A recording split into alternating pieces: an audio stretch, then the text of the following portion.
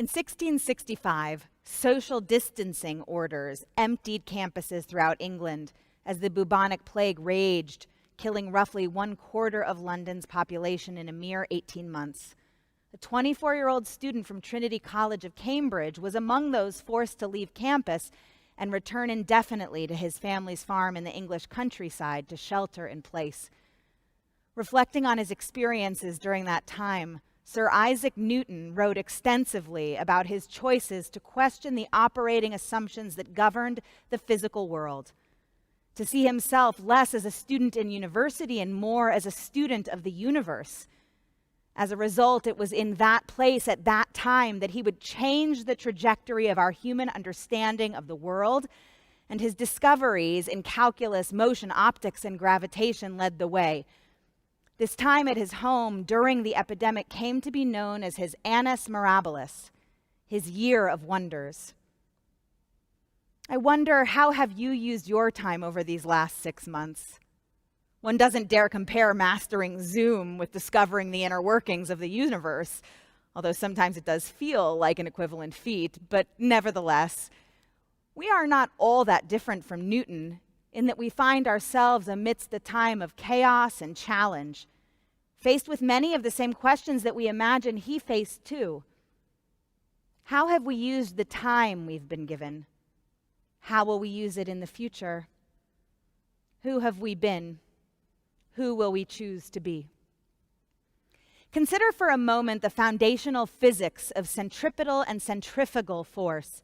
Newton coined these terms to describe the tendencies of force to cause an object either to seek the center of a system or to flee from it. Centripetal literally means center seeking and describes the force that keeps an object moving in a curved path directed in toward the center. This is the force that keeps us from flying off of the earth as it spins. It's literally what holds everything together. Centrifugal force, on the other hand, is the force that appears to push things away from the center. For example, when holding a rock attached to a string and swinging it in a circle, centrifugal force is at play should one let go of the string. The rock won't continue to spin in a circular path. It will instead launch outward in a straight line. If the Earth's gravitational pull were to suddenly cease, at that moment, the moon would lose its orbit and simply travel away. Both of these forces are operative in physical existence, but tonight, as the new year begins, I'd like to suggest that they are foundational in our societal existence as well, and invite us to consider the profound insight they offer for how each of us might choose to move forward into 5781. In their simplest forms, societies are made up of 3 primary elements: a market or economy that deals with the distribution of wealth, a state or body politic that navigates the distribution of power, and then a moral code, what we might call the common good. Now, the market and the state can be governed either by outward or inward pulls, depending on the nature of the particular society, but for any society to function in a healthy way, its moral system must be centripetal, because morality is the force that limits and directs our pursuit of private gain. It is the voice that says no to the individual me for the sake of the collective us. Consider that before Adam Smith, the founding father of capitalism, wrote The Wealth of Nations, he wrote The Theory of Moral Sentiments, in which he affirmed this very same idea. There are evidently some principles in human nature which interest a person in the fortune of others and render their happiness necessary to them, though the person derives nothing from it. Of this kind, too, is pity or compassion. That we often derive sorrow from the sorrow of others is a matter of fact too obvious to require any instances to prove it. Or more simply, there's just something in our nature that impels us to transcend self-interest and instead direct ourselves toward each other. Judaism sources this notion back to the very beginning of humanity. Remember when God created Ha'adam, the first human? God determined rather quickly, Lo tov ha'adam heyot levado. It's not good for a person to be alone. The solution? The creation of an ezer knegdo, a fitting partner, or put literally, a helper opposite of him. Our foundational blueprint for humanity roots itself both in the centripetal idea of the importance of transcending aloneness, as well as in the importance of a shared, diverse, collaborative existence. But today we find ourselves far from Eden's orbit, with our focus shifted away from the collective toward an entirely different field instead, the field of self. Rabbi Jonathan Sacks explains it this way in his new masterwork called Morality. The revolutionary shift from we to I means that everything that once consecrated the moral bonds binding us to one another, faith, creed, custom, convention, no longer does so, leaving us in an individualistic universe that may be free, but it is fraught with loneliness, isolation, and vulnerability, and a prevailing sense of ultimate meaninglessness. That's the price of radical individualism. Everything has become immediate, transactional, and presentational.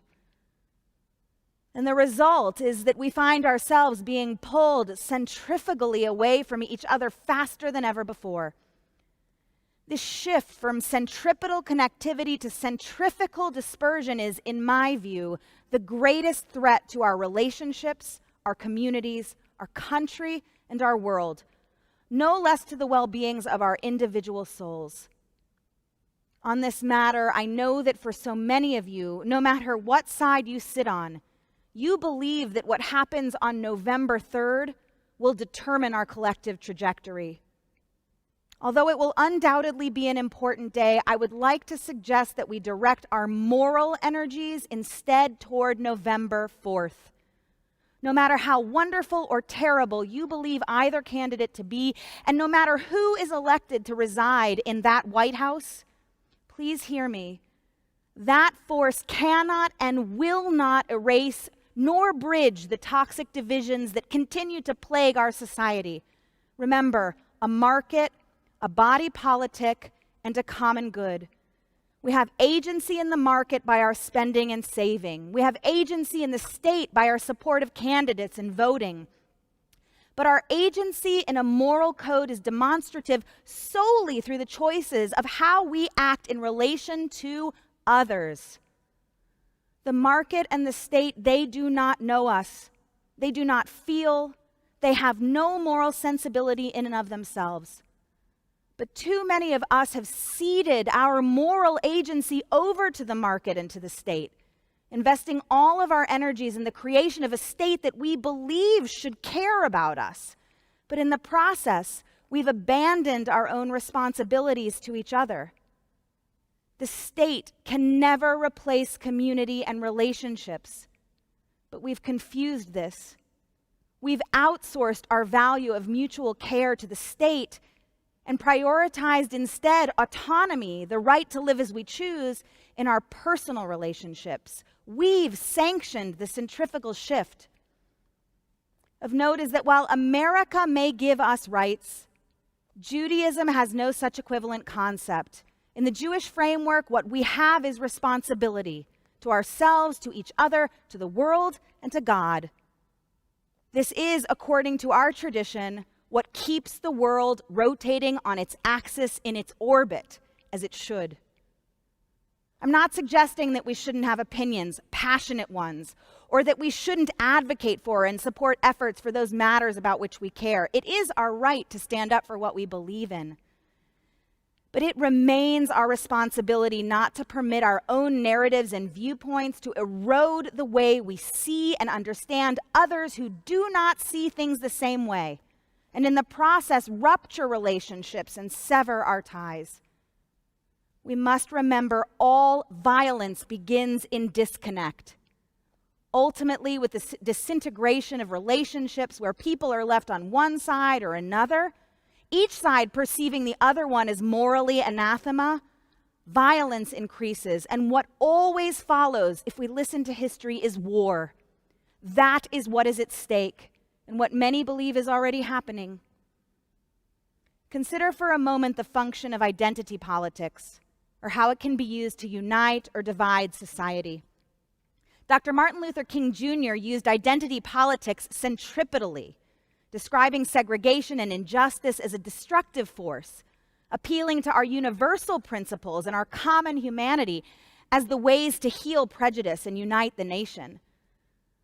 On how King used identity for politics for the good, sociologist Jonathan Haidt shared that MLK appealed to common religious principles, the creed of our founding fathers, and a common language of love to drive away prejudice.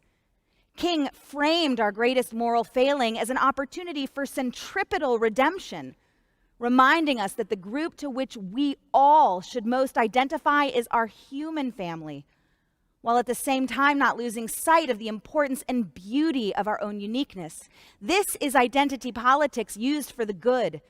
It aligns with our Jewish understanding of identity as well, one in which being a Jew is part of what makes us who we are. But ultimately, the quality of goodness is elevated above all else. Rabbi David Wolpe puts it this way: the line between good and evil does not run between countries, peoples, or tribes. It runs through every human decision in every human heart. A human being is never a type or a group, but a unique image of God. But today's identity politics is different. Instead of centripetally drawing us toward our common humanity, it centrifugally pushes us away from anyone not perceived as within or aligned with our particular group. Today's identity politics creates an impossible quagmire with the hard rules of, I demand that you understand me, and at the very same time, I forbid you to understand me. This provides just the right toxic recipe for a poison that brews nothing but centrifugal disconnect. Of note is that in Judaism, we have always understood the value of maintaining the connection between the perceived us and them. 2,000 years ago, our rabbis established a series of guidelines that they categorized as mipnei darchei shalom, actions done for the sake of the ways of peace. In one such example, a Jewish person observing the laws of Shemitah, these forbade them from harvesting or processing crops in a particular year, was still allowed to lend another Jewish person an item to do just that, even though they'd be breaking the law. And what if the other person was a non-Jew and not bound by Torah law at all? The Mishnah teaches that the Jew not only is forbidden from judging them or suggesting that they consider changing their ways, but is also instructed to wish them well. And note, the non-Jew in that case was most likely Roman, from the same nation responsible for destroying our temple. Make no mistake, society messaged the very same us-them narrative all the way back then, but our rabbis didn't fall for the centrifugal pull. They doubled down on firming up the center. Isn't this an incredible framework through which we can understand how to reweave the web of connection across lines of difference? We see here that while our religious life or belief system is by rights ours, that fact doesn't entitle us to stand in judgment of others who may not or do not operate in that same system. This is what it means to orient oneself for the sake of the ways of peace, which means maintaining our connections in relationship with each other. Unless we assume that this sort of collaborative framework held true only for matters of religious observance, the Gemara, which comes a few hundred years later in a more urban context, ups the ante on how we might orient ourselves centripetally toward each other, when it states that we Jews are obligated to feed the hungry, Jew and non-Jew alike, to care for the ill, Jew and non-Jew alike, all for the sake of the ways of peace. The Jewish ideal is never a you're either with me or against me stance, but rather one grounded in genuine care for all others. I want to share with you one more key difference between centripetal and centrifugal force. Centripetal force is understood as a real force, meaning that because its pull is toward the center, it is consistent across all perspectives and viewpoints. Centrifugal force, on the other hand, is referred to as an apparent or fictitious force because it's experienced subjectively based on a particular frame of reference. It's relative, not fixed or permanent.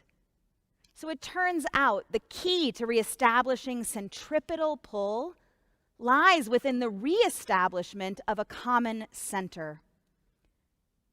A common center, the thread that runs through us all, our shared humanity.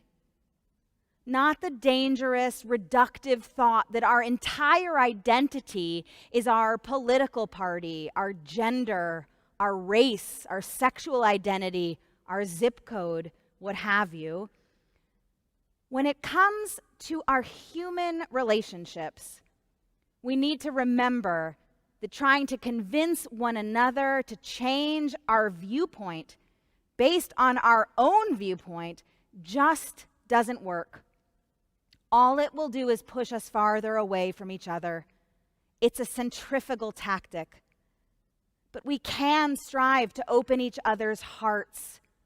We can build relationships intentionally with people who are not like us, who see the world differently from us.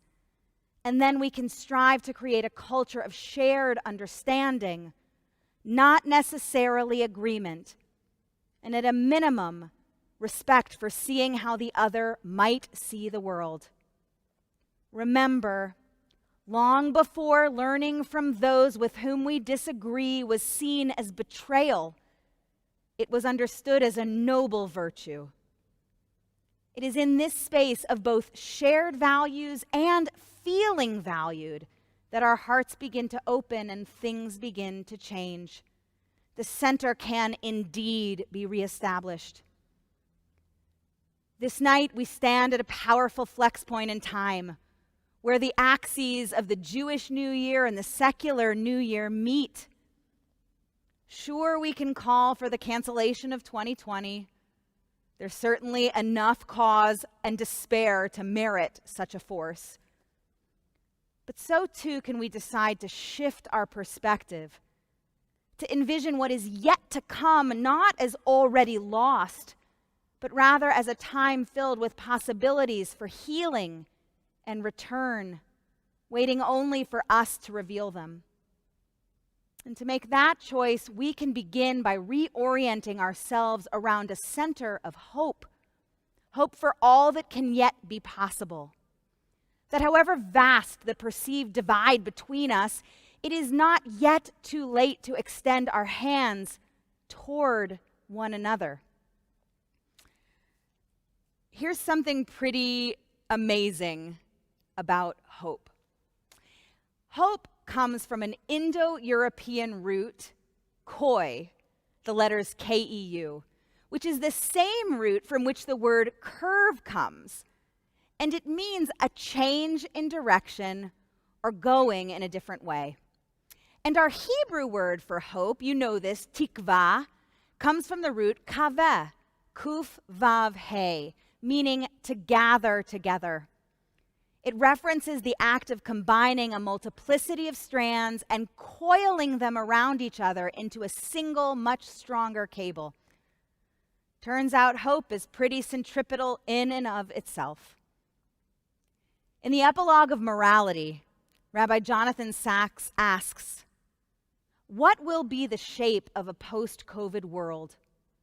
Will we use this unparalleled moment to reevaluate our priorities? Or will we strive to get back as quickly as possible to business as usual? Will we have changed or merely endured? Will the pandemic turn out to have been a transformation in history or merely an interruption of it? These are the questions. I pray that we will answer them together in one resounding voice that returns us to each other in what might yet be a most amazing year of wonders for us all. Shana Tova.